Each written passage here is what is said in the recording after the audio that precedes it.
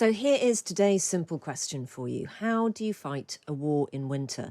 The invasion of Ukraine began in February of this year, and we heard multiple reports of Russian tanks getting stuck in the mud or becoming 40-ton freezers as temperatures dropped below minus 20 degrees. So as we head towards the colder winter months again, how will the war change? Dr. Domitella Sagramoso is a senior lecturer at the Department of War Studies at King's College London and joins us now. Hello, Doctor. Hello. So how much can the weather change this war? Certainly, it makes fighting, as you mentioned, a lot more difficult because there is an increase in the demand of certain provisions, straining in supply lines, rain and snow can sort of muddy the battlefield. It makes it very hard for heavy military equipment and vehicles to sort of function properly so they can get stuck. If there is heavy snowfall, it's very hard maybe to transit certain routes. So, I mean, one could potentially expect a sort of a slowdown in the advances, also because, as we know, for example, the Russians are building very heavy lines in the front or in the Kharkiv front to the west of Svatove. So I think that that also will make it maybe harder because the positions are sort of strengthened and reaffirmed, and also there is a lot more consumption of energy, at the civilian level. Yeah. So it also produces strains, for the overall sort of effort on the battlefront. So I think it's going to be a challenge, but this does not mean that there isn't going to be any fighting. And it just may make the advancement much slower and not as fast as we experienced in the previous months. So we know that the morale of many of the Russian forces is low. And it's just a simple fact, isn't it, that if you're feeling a little bit far away from home and perhaps not engaged in your mission, actually trying to simply survive at minus 20 degrees, it's not going to heighten that morale, is it? So is there a sense, do you think, that the invading force is going to suffer the hardship of the weather much more? To a certain extent, yes, because they overall have a much lower morale and many are not very sort of enthusiastic about this fight. They don't see the same sort of necessity or urgency to fight as the Ukrainians do. And they might not have the proper equipment. So definitely that is going to affect the capability of the Russian armed forces. But we should remember that Russians are not counting so much on their ability of the troops. They're relying on numbers, on quantities, just to hold certain lines, not to advance further. And they are really, unfortunately, really using manpower as cannon fodder, sometimes even to identify particular sort of incoming fire that comes from the Ukrainian side. So, I mean, this is really the tragedy of the way that Russia fights this war, is with complete disregard for the well-being and the morale of the troops, because they tend to rely very much on numbers and on brutality and on trying to demoralize the opponent through sort of this massive indiscriminate bombardment, as we are seeing in the last few days, including, infrastructure and also many sort of civilian targets. So it's certainly going to affect the morale, and the same already happened last winter.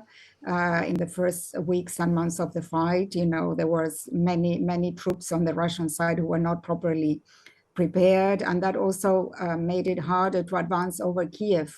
We remember this long column of armored personnel vehicles and tanks that was trying to advance, which also got stuck for the lack of proper supplies. So I think that this is going to affect both sides, more so, of course, Russia, because it has longer supply lines in certain areas, especially on the Kherson front, whereas the Ukrainians have shorter supply lines and they have much stronger motivation. But, the whole population as a whole in Ukraine, I think, is going to suffer very much because they're already calling for rationing. There've been severe attacks on energy infrastructures. And I think that is really part of the strategy, the tactics of the Russian sort of military leadership now, to really sort of make it very difficult for the Ukrainian economy to function. And that is going to have many repercussions. What do you think is the mindset, if it's possible to answer this question, amongst the people at the top in Russia? Bearing in mind that the blowing up of the bridge to the Crimea, some Russian people have been arrested for that.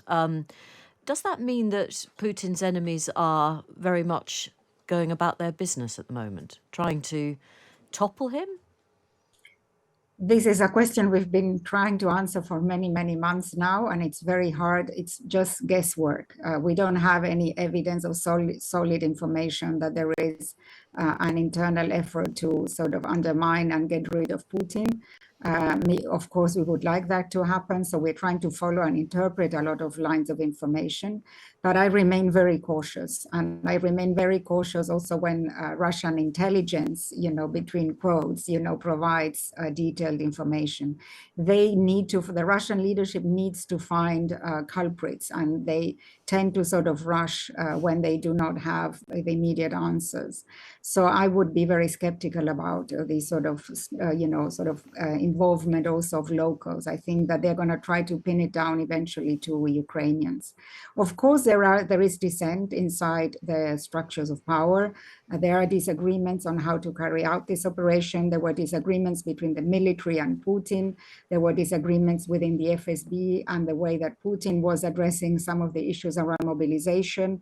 There's been a lot of criticism from certain quarters, for example, military bloggers, media pundits. So, of course, there is a much more open display of concern because the war is not going in the way they wished. And that puts a lot of pressure on Putin. And that explains why he has appointed this new general who's quite brutal, and his experiences previously, for example, in Syria have been quite brutal in terms of indiscriminate killing and bombing. But I think this is not something that comes with the new general, Suvorkin, who's been named as in charge of the operation. I think this is something that Russians have tended to do when they are in difficulty. They just sort of resort to this sort of massive bombardment. So I think it's very difficult to really assess what is really happening in the Kremlin. I think that in the last few days, maybe the position of Putin is reinforced because, he has resorted to this very brutal campaign, and many of those who were critical of him are now supporting it. We've seen a lot of clips from the media, from, military bloggers. So he's trying to find this way whereby he tries to carry out this operation more effectively without antagonizing either the domestic population, which is many quarters are very upset because of the mobilization, the so-called partial mobilization. So he's creating for himself sort of, I wouldn't say enemies, but people who are not very happy at all about that.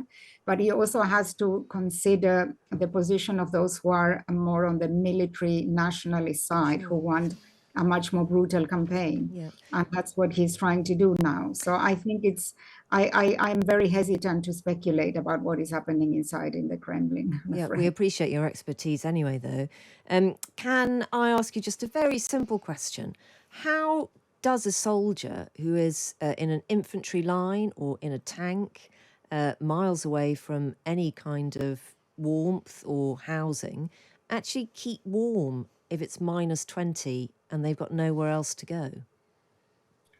Well, I mean, they can lit fires. They can try to warm up with the engines of their vehicles. I mean, they can find ways in which they can enter, buildings. I mean, Russians are used to the cold, so this is not a novelty for them.